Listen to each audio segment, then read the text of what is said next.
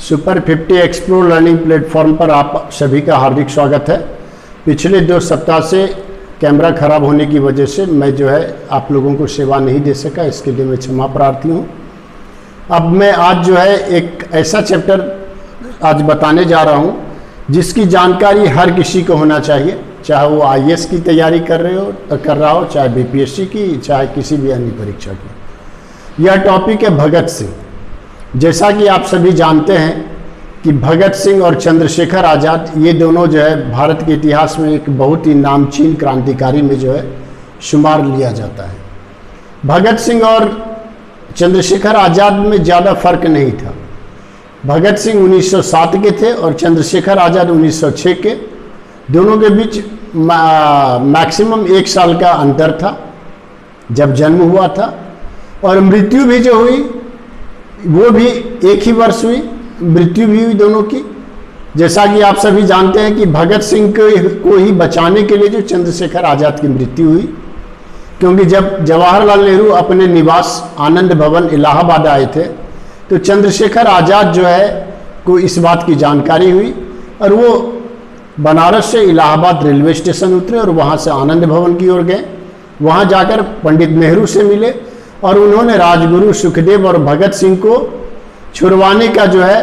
उनसे विनती किया। नेहरू जी से विनती किया, जवाहरलाल नेहरू से,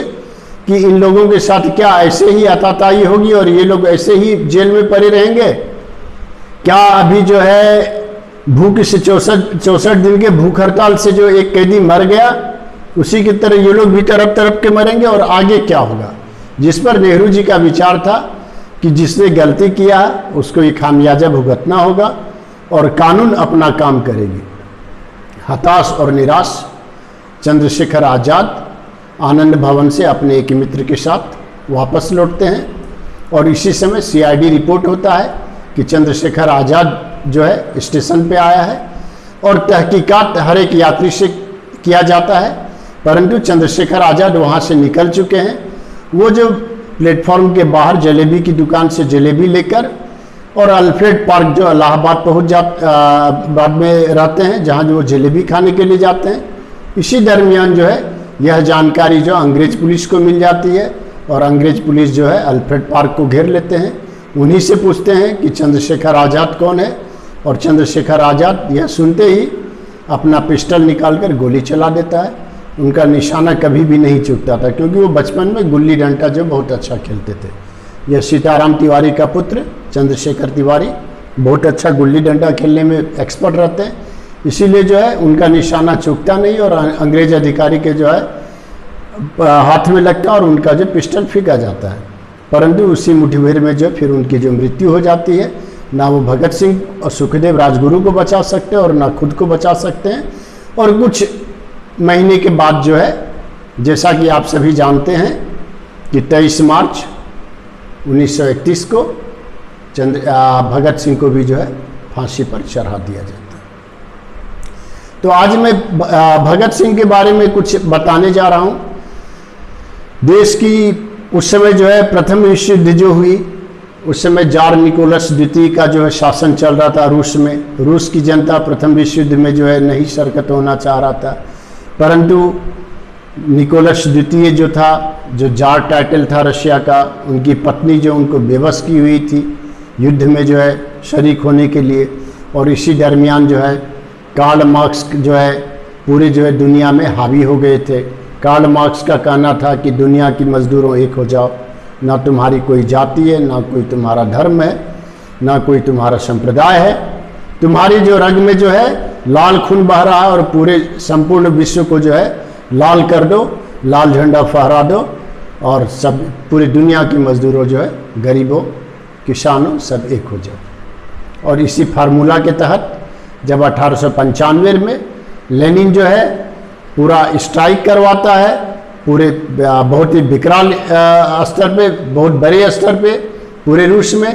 तो लेनिन को जो है कैद कर लिया जाता है और कैद करके उसे जो ब्रिटेन, इंग्लैंड भेज दिया जाता है। वहाँ उन्होंने जो है एक बहुत ही मार्केबल बात मैं आपको बताने जा रहा हूँ। वहाँ लियो टॉल्स्टॉय की एक बुक होती है, वार एंड पीस।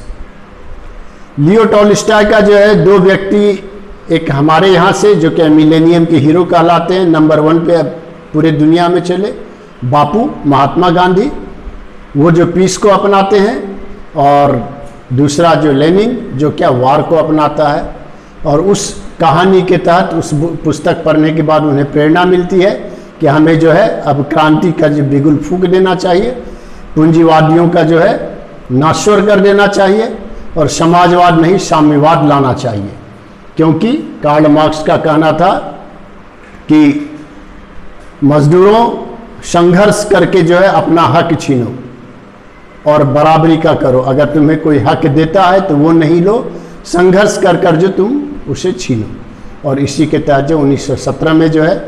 3 क्रांति कुल मिलाकर होती है, बोल्शेविक क्रांति के पहले जो इस 1895 के बाद जो है होती है, फिर एक अप्रैल महीने में 1917 में होती है, और फिर एक जो अक्टूबर नवंबर महीने में होती है।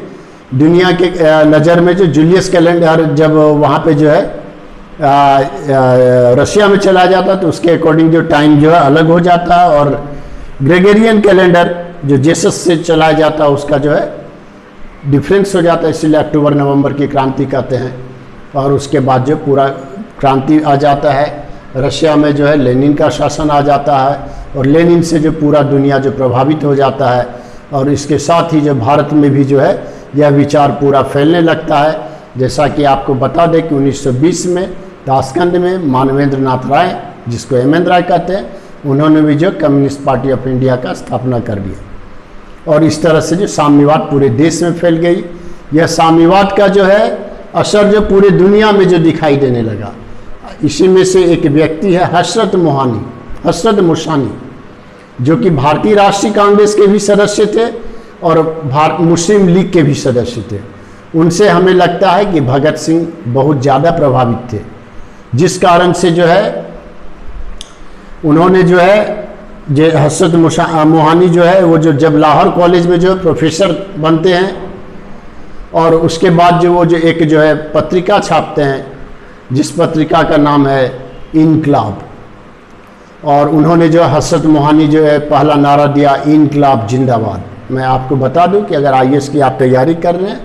और अगर कभी आ जाए कि इनकलाब जिंदाबाद का नारा किसने दिया था, तो हसरत मोहानी अगर रहे तो उनको मारना है, अगर वो नहीं रहे तब भगत सिंह ऑप्शन में देना है। और इस इनकलाब का मतलब होता है संपूर्ण क्रांति, पूरा बदलाव, संपूर्ण बदलाव चाहिए, जमीनी स्तर से बदलाव चाहिए। यहाँ जो है पूंजीवाद और समाजवाद नहीं चाहिए, यहाँ साम्यवाद चाहिए। हम संघर्ष करेंगे और संघर्ष करके आमूल-चूल परिवर्तन करेंगे, उसे ही जो हम कहते हैं इनकलाब। और इनकलाब पेपर जो है उर्दू भाषा में छापा जाता था, जो कि लाहौर से छपता था, और इसका प्रभाव जो है लगता है उस समय के तत्कालिक भगत सिंह जैसे क्रांतिकारियों पर जो बहुत ज़्यादा पड़ा था। जिस कारण से मैं आपको बता दूं कि लेनिन वाला ही 1917 की स्थिति जो है भारत में भी एक समय हुई थी। यह वर्ष 1928 जब मेरठ षड्यंत्र केस हुआ था, जब तकरीबन जो है 31 जो है मजदूर यूनियन के लीडर, जिसमें जो 3 अंग्रेज लीडर थे जो इंग्लैंड के रहने वाले थे, इन लीडरों को जो अरेस्ट किया गया था भारत के भिन्न भिन्न प्रांतों से, महाराष्ट्र से 11, बंगाल से 10, पंजाब से 5 और अन्य अलग अलग प्रांतों से कुल मिलाकर जो है 31 लीडर को अरेस्ट किया गया था। इंग्लैंड से 3 अंग्रेज भी थे, और इनके विरुद्ध जो मेरठ में जो केस चलाया गया और इन सब को जो सज़ा दिलाई गई। आपको मैं बता दूं कि जब यह केस चल रहा था तो उस समय भगत सिंह जब जेल में थे तो वहीं से वो नारा लगाते थे कि क्रांति अमर रहे, इनकलाब जिंदाबाद। इनका जो है इनके साथ जो है कोई गलत व्यवहार होगा तो यह जो है बर्दाश्त नहीं होगा। आपको मैं बता दूं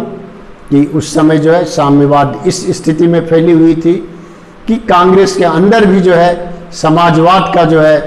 प्रभाव जो बढ़ने लगा। और उस समय में 2 प्रमुख नेता होते हैं, पंडित जवाहरलाल नेहरू और सुभाष चंद्र बोस। ये 2 जो है समाजवाद से बहुत ज़्यादा जो है प्रभावित हुए, और सुभाष चंद्र बोस ऐसे व्यक्ति थे जो समाजवाद से भी एक कदम आगे बढ़कर साम्यवाद की तरफ बढ़ गए। जैसा कि मैं आपको बता दूं कि भारतीय राष्ट्रीय कांग्रेस का जब दोबारा जो है अधिवेशन में जो ये अध्यक्ष के लिए चुने गए,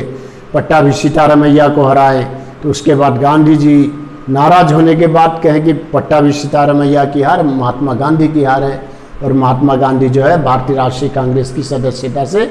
इस्तीफा दे रहा है। उनको महात्मा गांधी को मनाने के चक्कर में सुभाष चंद्र बोस को जो है बहुत ही मशक्कत हुआ और उनको वो छोड़ना पड़ा, और उसके बाद जो उन्होंने एक फॉरवर्ड ब्लॉक नाम का जो संस्था बनाया जिसको साम्यवाद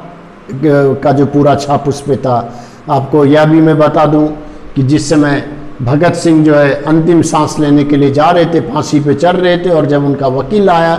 कि अब जो है अब फांसी पे चढ़ना है, तो उसने जो है कहा, भगत सिंह ने कहा कि मैंने 2 पत्र लिखा है। यह 2 पत्र जो है,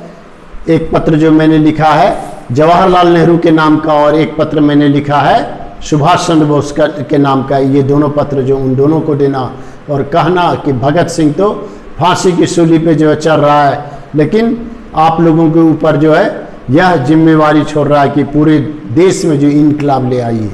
इनकलाब जिंदाबाद। जब जब जो है लाहौर में जो है इनकलाबियों की यह स्थिति थी, साम्यवादियों की यह स्थिति थी कि जब लाहौर में जो जब केस चलता था और उस केस को जो है कोई अन्य नहीं, मैं आपको बता दूं कि उस केस को देख रही थी अरुणा आशफ अली की पति आशफ अली, और वह आशफ अली जो है जब घुसते थे बहस करने के लिए तो चारों तरफ से जो है